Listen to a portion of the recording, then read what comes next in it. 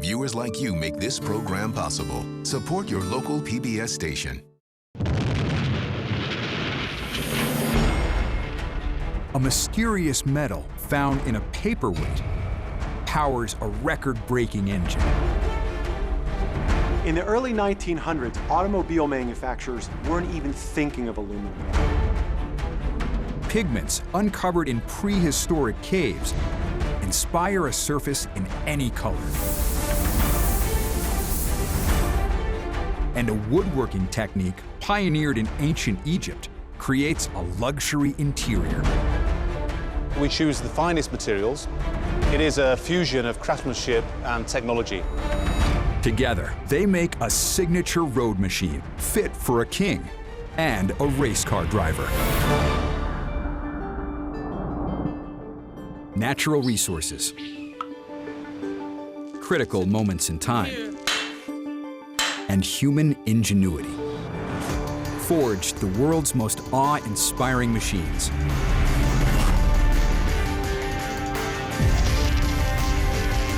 From raw to ready.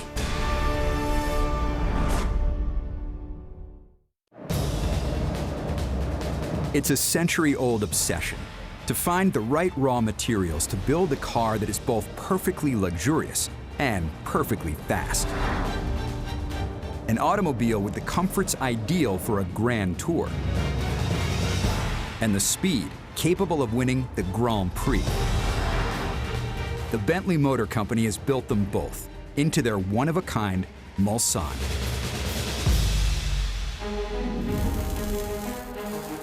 It's a remarkable engineering achievement made possible by 5 intriguing essential raw ingredients. Iron, the metal that conquered ancient armies, now the starting point of a solid steel frame. Pigment, our earliest ancestors pioneered its use. Today, we synthesize every color of the rainbow. Leather, so easily taken for granted, so ubiquitous.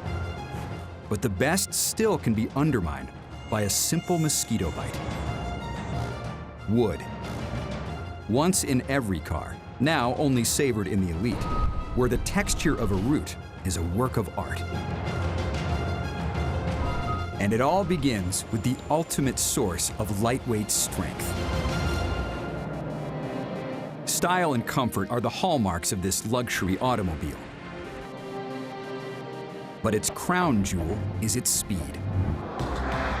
A massive 6.75-liter V8 twin-turbocharged engine accelerates from 0 to 60 in 5.1 seconds. Delivering this kind of blazing performance from a car that weighs almost 3 tons means shedding pounds wherever possible, including the engine itself. The #1 lightweight ingredient for engines? Aluminum. The late 1800s. It's the dawn of the automobile age, and the material of choice for engine parts is cast iron.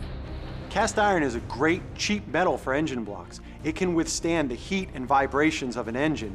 It can even be cast really well into complex shapes. The only problem is its weight.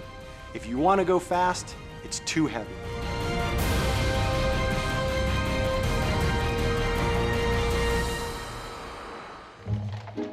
(1912), England.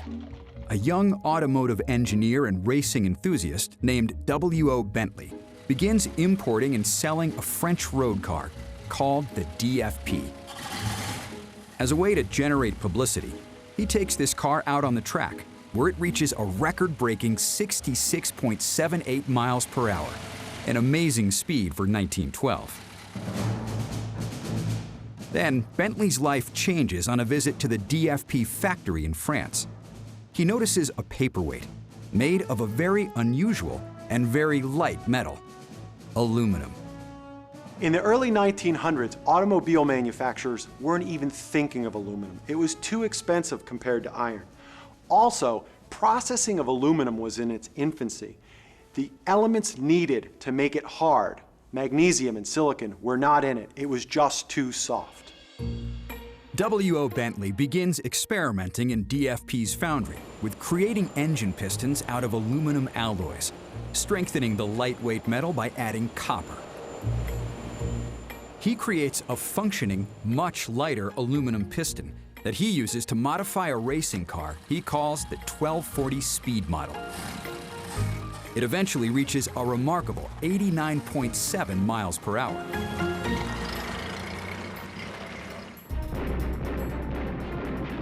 Soon, World War I breaks out, cutting short Bentley's automotive efforts. But his innovations aren't wasted. The Royal Naval Service commissions the engineer to refine the engine for their main fighter plane, the Sopwith Camel. Again, Bentley uses an aluminum alloy piston to design engines. They become the warhorse of Allied forces. With the war over, Bentley pursues his dream to build an entire car around his revolutionary engine innovations. He breaks ground at Bentley Motors Limited and completes the hand-built EXP1 prototype. Powered by a 3-liter engine with aluminum alloy in the pistons and the crankcase. It's the first in a line of award and race-winning designs. By the 1950s, Bentley's refined its aluminum alloy even further, with the inclusion of silicon and magnesium. Aluminum by itself is very soft, but if you add a small amount of silicon, and by putting a little magnesium into it, the magnesium and silicon combine, making small particles that make the metal harder. And this is the key to making it useful in an engine block. This combination is so strong that Bentley's able to use it for their V8 engine block.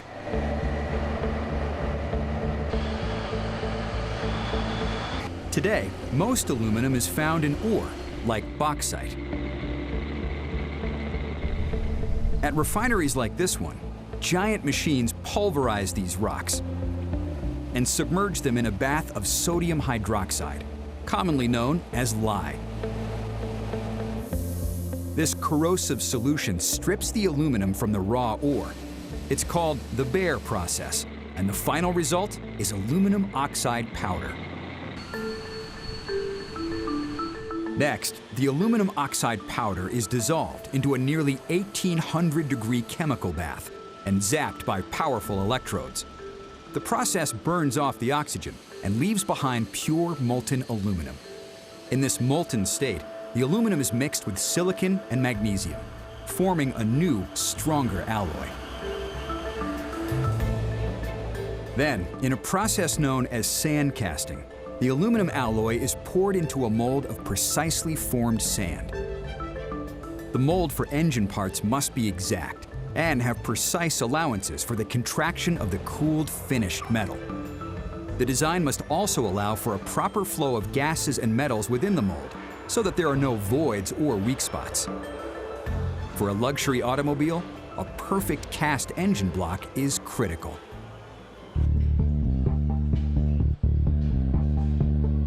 At the assembly plant, a team of 16 workers builds each V8 aluminum alloy block engine by hand. It takes 14 hours to precisely and perfectly install the 700 individual parts.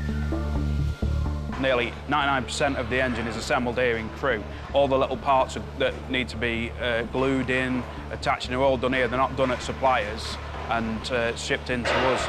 So we manufacture nearly the whole of the engine on site. An internal combustion engine works by burning a fuel-air mixture and driving pistons that then rotates a crankshaft, transferring energy into the transmission and then finally to the wheels to make the car move. The major engine components are assembled in 3 main steps: crankshaft, pistons, and manifold. This composite steel crankshaft is the rod that transmits the energy from the pistons outside the engine, ultimately to the tires.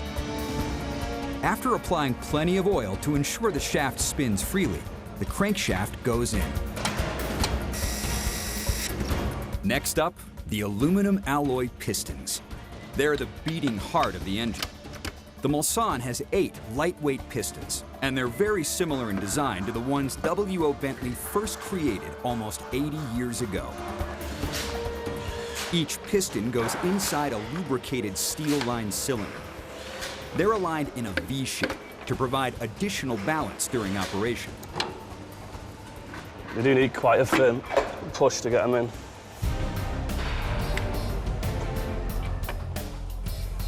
Next, the intake manifold. If the pistons are the beating heart of the engine, the intake manifold is the lungs.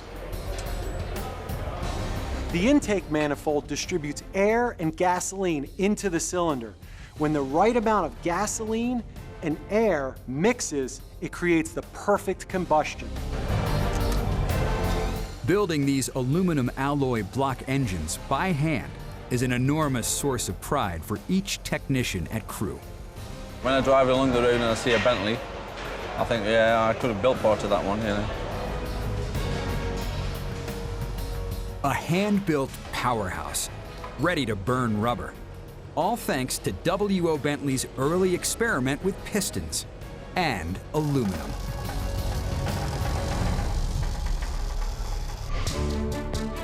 With a powerful engine pushing you back, your seat had better be comfortable. The supple upholstery of this luxury automobile must cradle the driver like a rich, soft glove. The material with beauty and pliant strength that's up to this task, it's as old as the hills and the cattle that graze on them, leather. More than 100,000 years ago, our Neanderthal ancestors are using animal pelts for warmth and protection. But without processing, the skins decay and harden. They uncover a solution. They chew on the leather. The skins become moister, softer, and last longer. Prehistoric man was able to make rawhide by manually scraping away the fur, the meat, the fat, but it was incredibly stiff. Chewing the rawhide breaks down some of the tight protein bonds. This has been done for thousands of years. Over the next 100,000 years, societies all over the world independently develop new ways to soften animal hides and prevent rot. Everywhere, tanning's a painstakingly slow and foul-smelling process. Each civilization develops its own tanning process based on the raw materials they have in hand. Native Americans used the fat-rich brains of animals to add oils back into the skin. In Europe, they discovered urine and dung was great for tanning leather, so they put those resources to good use. In European cities, tanners usually follow 3 basic steps. First, they prepare the hides by soaking them in urine. This helps remove excess fat and hair. They also further clean them by scraping them. Next, they drench the hides in an enzyme-rich bath of animal or human feces. This prevents rot and increases flexibility. Last, there's one final soaking. The tanners immerse the hides in vegetable matter, like acorns or bark, that are rich in tannins. These tannins further soften the leather and give it its characteristic color. The chemicals used to tan leather are called tannic acid. They break apart the smaller protein molecules and attach the longer ones. And what this results in is a durable but flexible piece of leather. Luckily, in 1858, German professor Friedrich Knapp discovers an alternative to vegetable tanning that radically advances the process. Using chrome salts, he creates a tanning bath that transforms the hide in mere days. Chrome salts do the same thing as tannic acid, only better. What they do in a day takes an entire month for tannic acid. And because that's so long, that can allow bacteria and other harmful things to grow on the leather. It's a far less foul-smelling process, and ultimately, it leaves the leather supple and with a surprisingly pleasant fragrance. Today, Bentley takes the refinement a step further by sourcing flawless hides. we will be sourcing globally for those materials. We'll always look for sustainable, ethically sourced materials, but our experts will be looking for the best that they can buy. And in terms of leather, that means not having any marks, any scars, being really, truly perfect leather where appropriate. The best hides come from Northern Europe as a byproduct of grass-fed beef cattle. Northern Europe has a temperate climate, so there's fewer parasitic insects that will bite the animals, leaving marks on their hide. Also, grass-fed cattle live 2 to 3 years, which means they grow a big hide. Finally, specialists in Italy tan and dye these impeccable hides in a wide variety of colors.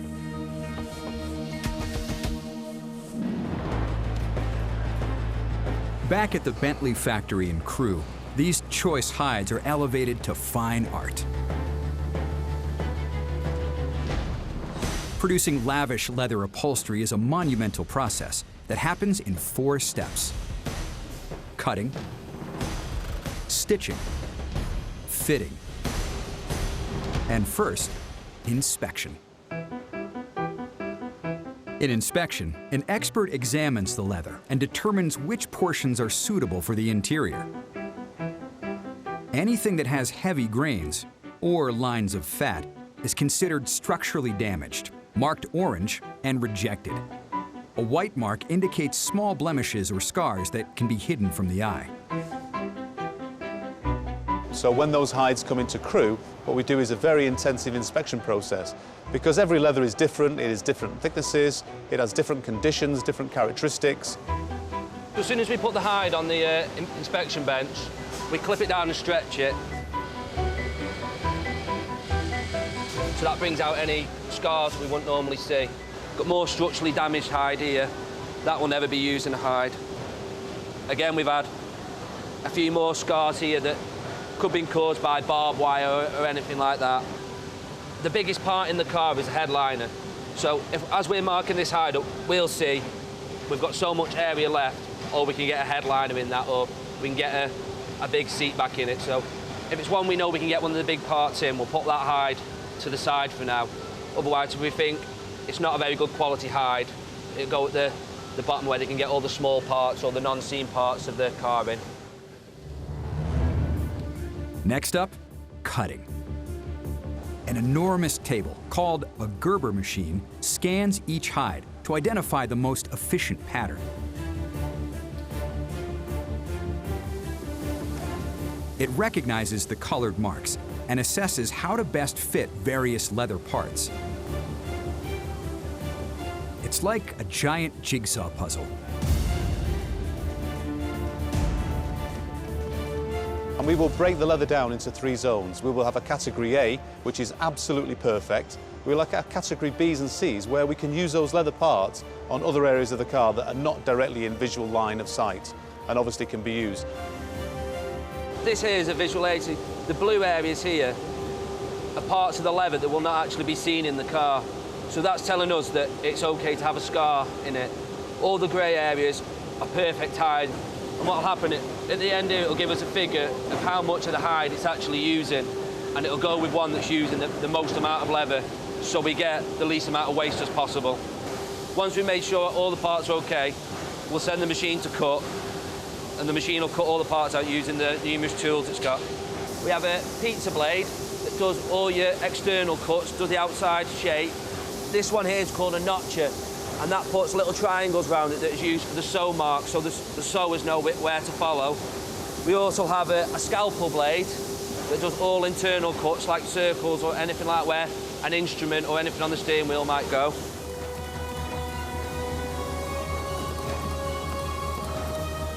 The craftsman separates the shapes for each dashboard section. In every interior, there are more than 300 different pieces of leather. Up next, sewing. This is when the real hands-on work begins.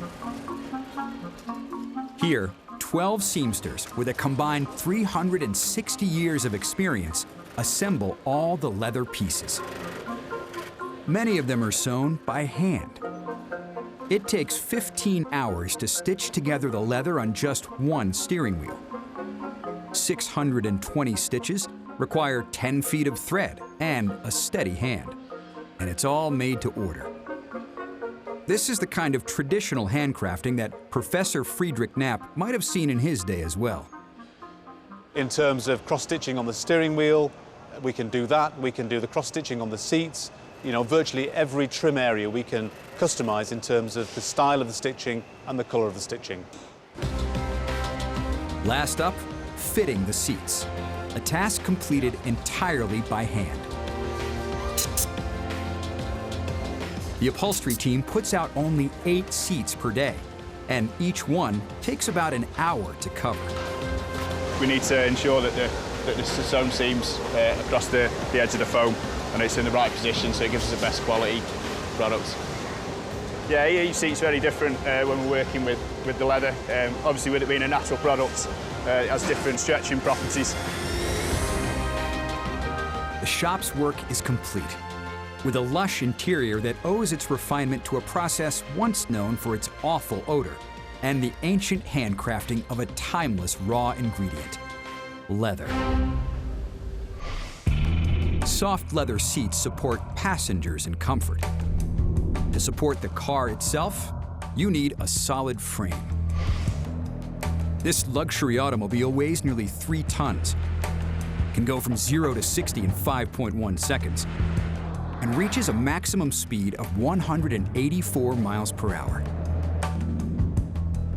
To be light enough, fast enough, and strong enough to deliver all these qualities, you need a unique one-piece body structure called a monocoque.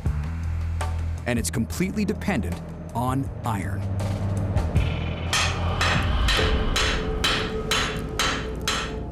(1400 BC, Asia Minor).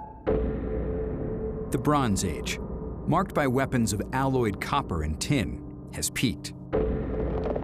Warriors from ancient Turkey, called the Hittites, are expanding their empire using weapons of a new kind, iron.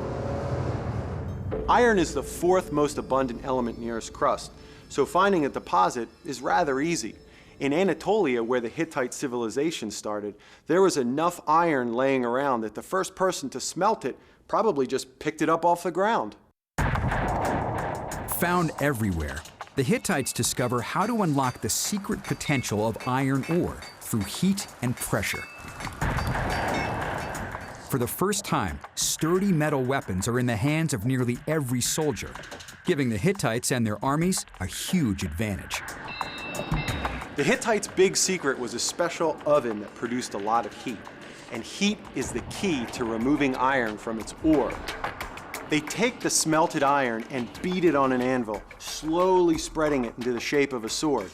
They then reheat it, take it back out, and beat it more. Not only that, they use charcoal, and charcoal releases carbon that goes into the atomic lattice of iron, making it stronger and harder to deform. Each time they put it in the fire, they're adding more carbon that diffuses into the atomic lattice. And also, when they're hammering it, they're folding and mixing them together. This makes a stronger sword.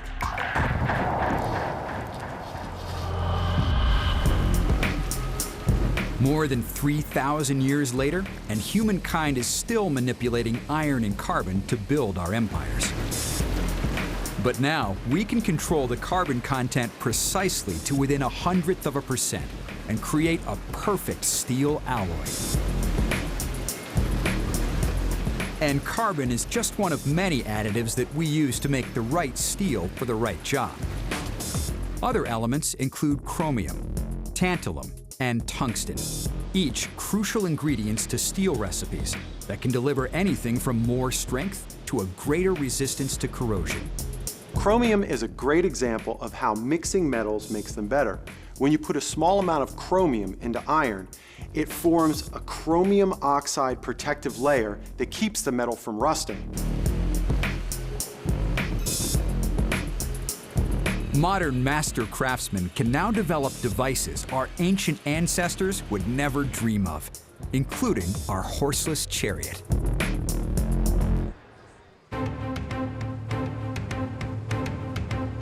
Back at the factory, high-strength iron alloy steel parts are all set to become a seamless body.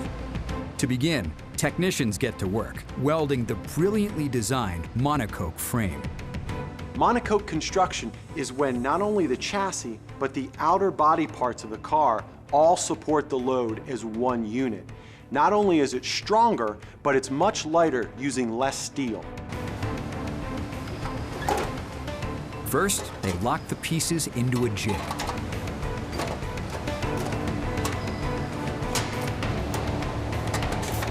Then they weld from rear section to underframe, sides, and roof. It takes thousands of welds to create the powerful monocoque frame, and every single one needs to be perfect. Welding is when you take two pieces of metal and bring them together and liquefy the edge of each. They mix and then re-solidify as one piece of metal. The longer that weld is, the greater the chance of failure if you have things like voids or impurities. When it comes to this kind of precision steel welding, you need a master craftsman's eye and touch. In fact, close to 99% of the frame is built by hand.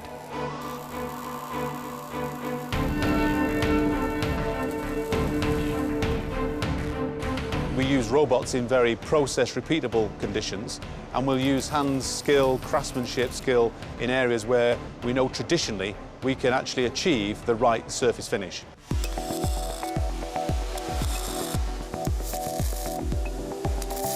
To join the vertical support, or D-pillar, to the side panel, technicians use a special technique called brazing. Despite the strength of iron, traditional welding methods produce so much heat they can deform the metal and the car.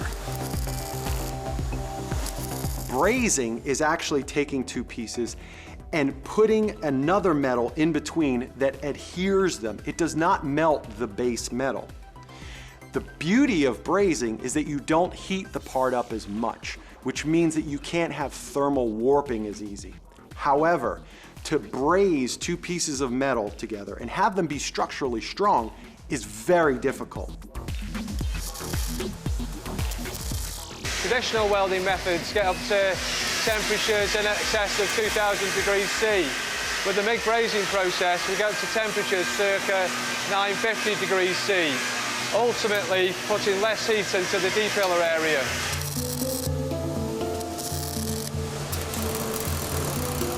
The greatest challenge for this type of work is to get the seam right every time. It's a very, very difficult process to carry out and ultimately requires a lot of operator's skill. If we get it wrong, potentially we could scrap a body shell off. In metal finishing, technicians work to make the car look like it's carved from one solid block of metal by carefully filing down the slag left over from brazing. It's the kind of finishing that would have been admired by ancient Hittites thousands of years ago. It's a process that can take up to 8 hours.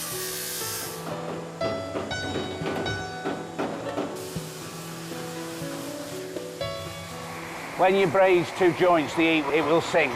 So then you have got to use hammers, different types of tooling to knock it up, to get it back to the A-class finish. Very critical, because if we don't get it out when it's painted, you just see ripples in the body.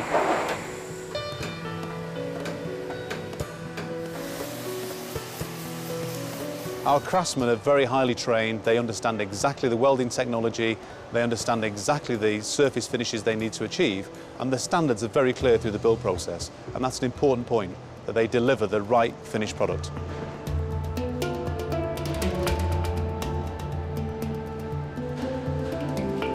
The monocoque body is now complete, all thanks to the advances of ancient warriors and iron.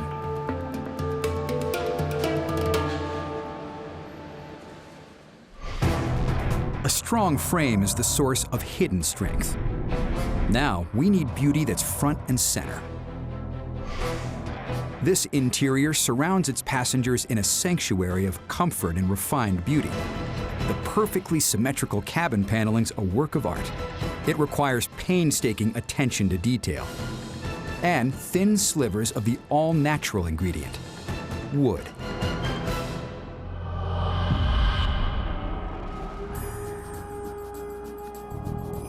(1323 BC), and the great King Tut has passed away.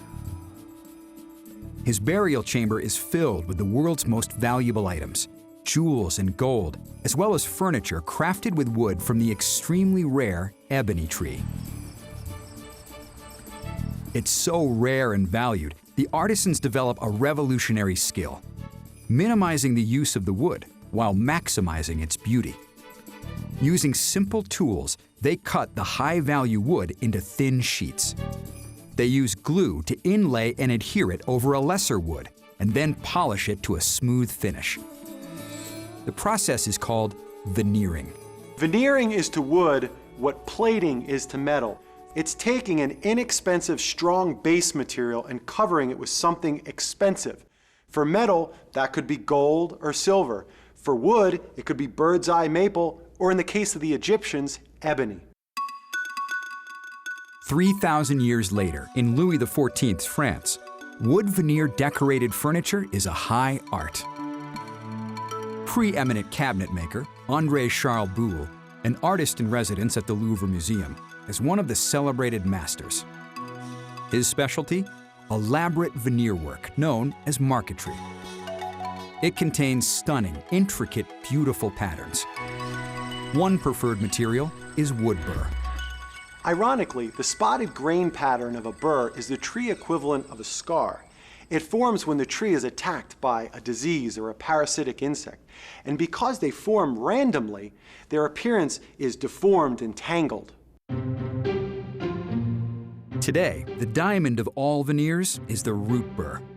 It's harvested from a rare, dense mass found inside the complex root structure of some old-growth trees. Not only are the patterns richer and more intricate than other burrs, they can weigh up to 8,000 pounds. Once harvested, these massive hunks of wood are sliced super thin. A specially designed saw spins a 3-foot-wide root burr while shaving off precise 0.6 millimeter layers. The slices reveal the distinctive repeating pattern of swirling lines and tight circles. They're ready for the interior of a luxury automobile.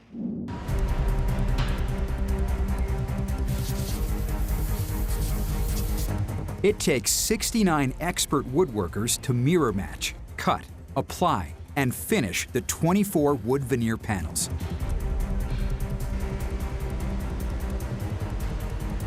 In mirror matching, expert artisans carefully duplicate the pattern found in the wood on the left and right sides of the car interior. First, they choose similar layers of intensely patterned wood. They line up their grains, making sure they match perfectly along the seam that runs along the center of the dashboard, creating the interior cabin's stunning, symmetrical design. The use of thin veneer makes symmetry possible. Because the grain structure of the wood is much deeper, you can take multiple slices. 2 of those slices pulled apart have nearly the same structure. They look symmetric.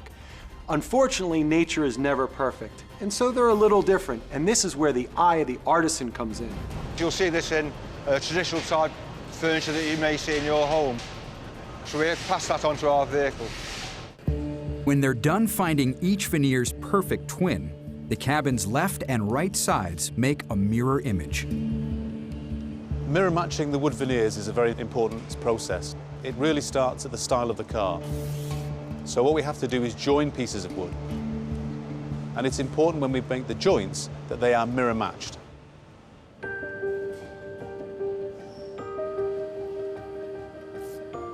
Next, in cutting, the team uses a computer-controlled laser to precisely carve out shapes from the thin layers of wood.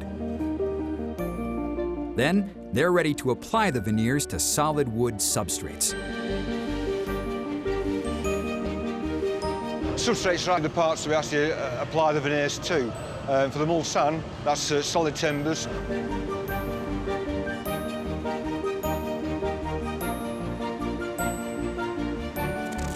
To ensure the wood pieces adhere firmly across the entire part, they finish the job with vacuum bonding.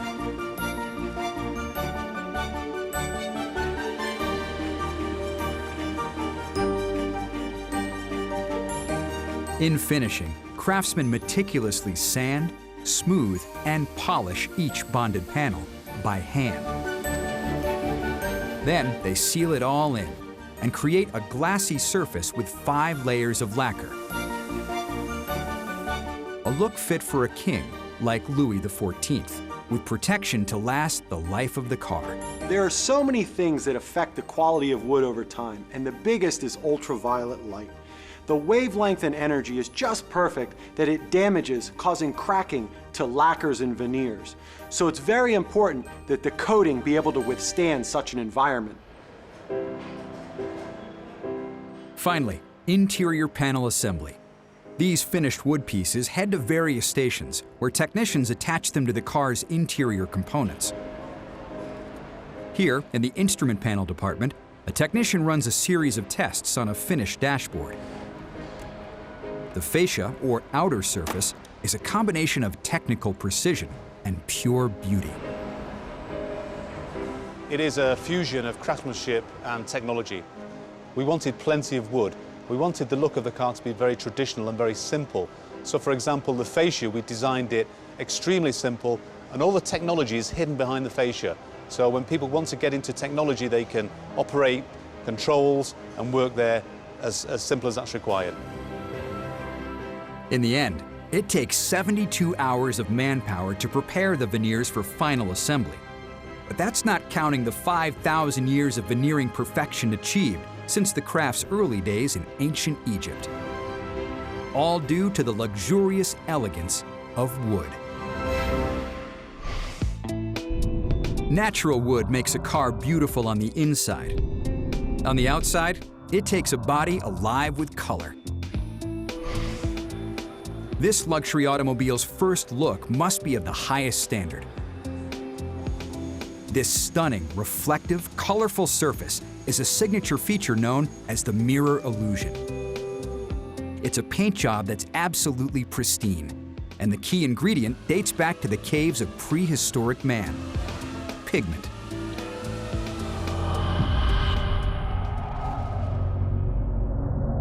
(32,000 BC). Prehistoric man is making remarkable cave paintings using burned bone and crushed clay, protected from sun and rain. These images never fade. Instead, their intensity lasts for thousands of years and sparks man's quest to create new colors from pigments. Prehistoric pigments include colors like reds and browns and yellows from crushed earth, as well as black from bones that have been burnt.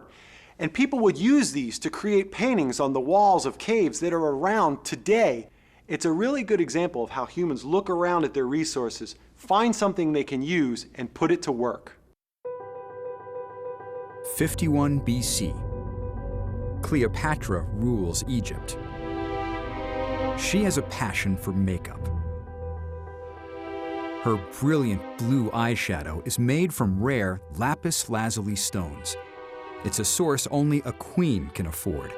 Ordinary people must rely on the first known synthetic pigment. Natural pigments are found all around us, but synthetic pigments have to be created by a chemical reaction. The ancient Egyptians took metals and minerals and put them into a hot furnace and fired them at a high temperature. They then took the material and ground it into a blue powder. This synthetic pigment, known as Egyptian blue, is used by artisans throughout the ancient world to decorate everything from furniture to statues to tombs. Flash forward to 1856, Victorian England. Vibrant colors are still a luxury. The most popular pigments are reds, from the bodies of cochineal insects, and indigo blue from Indian plants. But only the rich can afford them. Then serendipity steps in. 18-year-old chemistry student William Henry Perkin is working on what most would describe as a completely unrelated research project. He's attempting to make a synthetic quinine for treating malaria using an organic compound called aniline. Instead, he discovers that aniline, when extracted with alcohol, creates a vibrant synthetic purple pigment. He calls it mauvine. Aniline is a colorless oil you get from coal tar. What happened is Perkin mixed this with potassium dichromate. It turned black. And when he went to clean it up with alcohol, it turned purple. And from there, a whole spectrum of rich pigments was born. Today, paint suppliers like BASF Corporation take advantage of William Henry Perkin's discovery using petroleum-based synthetics to create all the colors of the rainbow. By identifying precise pigments on a chemical level, they're able to reproduce colors and make minute shifts that reflect very slight or significant variations. On the molecular level, a pigment can start out red, gain a single atom cluster, and end up blue. With on-site operations, BASF houses an array of specific pigment mixes called slurries. They are paint concentrates designed to store pigment. They keep over 6,000 liters of slurry in stock, always ready to create new, vibrant, and unique color combinations. We've had ladies, for example, matching nail varnish. So everyone is different and we can cater for all of those requests.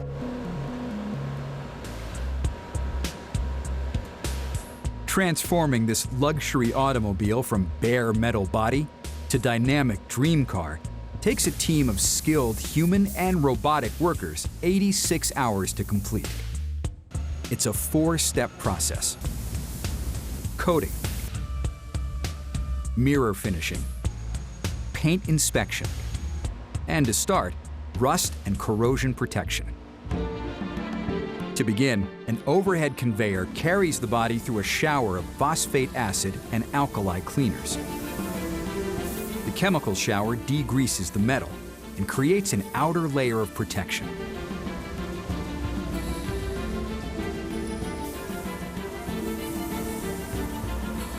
Next, to further prevent corrosion, the conveyor dips the body in water-based protective primer. But this isn't your typical bathtub. Here, a charge of 340 volts creates a powerful reaction.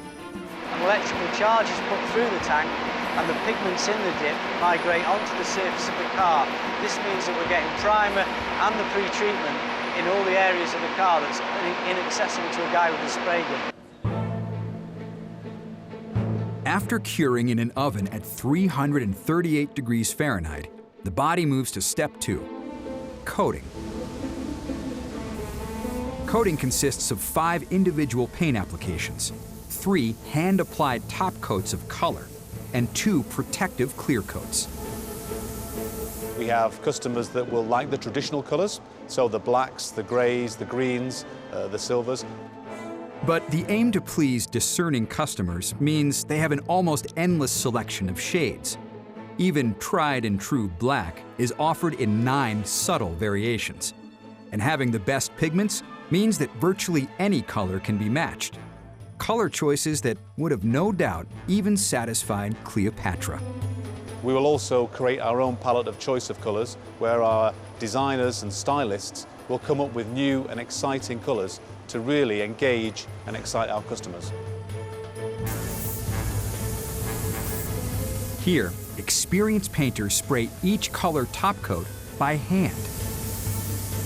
Different colors have different viscosity or thickness, and there are different methods and techniques for spraying. It's an art that requires a human touch. So the guys we have in the colour application zones, they're all highly skilled and are familiar with the different colours, so therefore they can apply these slightly different techniques when they need it to make sure that we have a consistent finish. Completing the coating stage, 10 robotic arms apply 2 layers of clear coat to the painted body. They protect the color from sun and water damage. It's a step that trades human artistic craft for robotically precise measurements. Now, mirror finishing. To achieve their celebrated glass-like appearance, it takes workers 12 hours to sand and polish the surface of this luxury automobile by hand. It's a delicate procedure. Any wrong move could break the thin layer of top coat, sending the entire car back for repainting. We can't just put any operator onto the mirror finish without going through some significant training. It takes quite a while for our people to be able to actually achieve the level of finish that we require. Even with the most perfect process, every freshly painted car has a bumpy, dimpled surface resembling an orange. It's a texture called orange peel. To bring out the shine and remove these tiny imperfections, the mirror finish team uses various grades of sandpaper, followed by a series of abrasives with water to slowly buff in the beauty.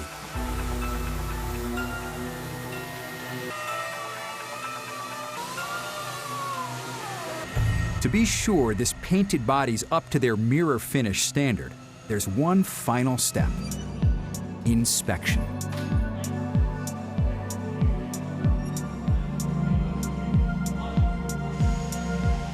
A quality control expert analyzes every paint job with a keen eye. He can spot defects an ordinary person might overlook. As I go around the car and inspect, I look for minor paint imperfections, pieces of dirt, or stuff that can easily be fixed before it goes onto the main build hall. It's just challenging because you get a lot of cars to do every day, but because the paint finish is so good, it does make it easier. He marks even the smallest of blemishes with tape, from traces of orange peel to minuscule scratches left over from sanding, and minor surface imperfections on the body itself. You've got low spot there, which is a body issue, again, which can easily be rectified by panel beaters. So a panel beater won't mark the paint, so it's something that can be easily rectified without needing to be resprayed. Some fixes involve a quick touch-up with sandpaper and polish. More significant defects could send the car back to the beginning of the paint process.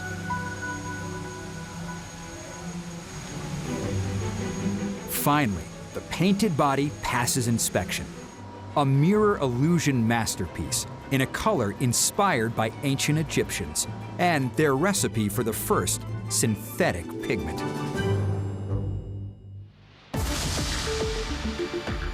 From body to woodwork, leather upholstery, engine, and paint, the finest raw materials have come together to create an amazing luxury car. Now, 98 dedicated specialists focus exclusively on bringing together all the various parts. It's the moment of truth, and it happens in 4 critical steps: leather interior assembly, wooden door construction, quality control, and first, marriage.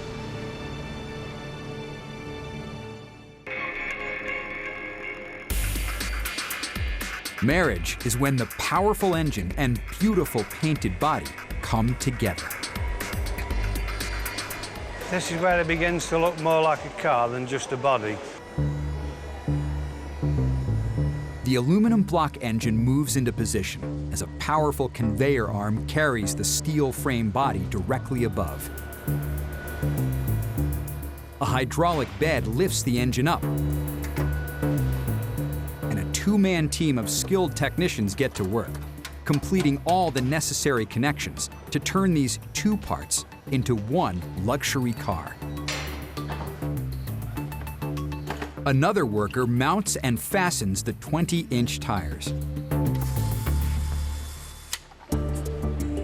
Next up, leather interior assembly. Using a hydraulic arm, a worker installs a finely crafted plush leather seat. This is where Bentley specialists build in all of the luxury components that make up the inside of the Mulsanne. It takes highly trained craftsmen to construct an interior unlike any other car in the world.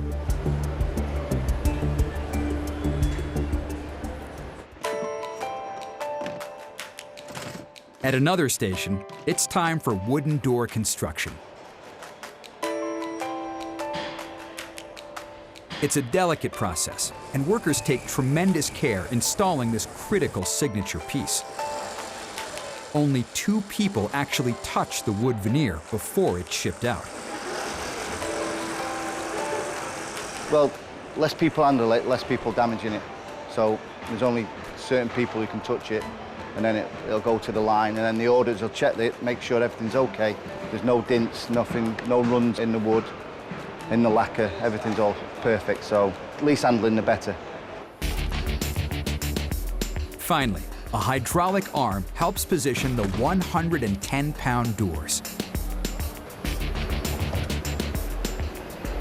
With the last parts assembled, this luxury automobile has finally reached the end of its long 15-week build. Each Mulsanne takes approximately 600 hours to build from start to finish, with a lot of hand-working processes. We believe that's the right mix for this car. It's essentially the top end of our product range, and it's more important that when people see the car and the amount of effort that goes into building that car, they really understand the intrinsic value of that product.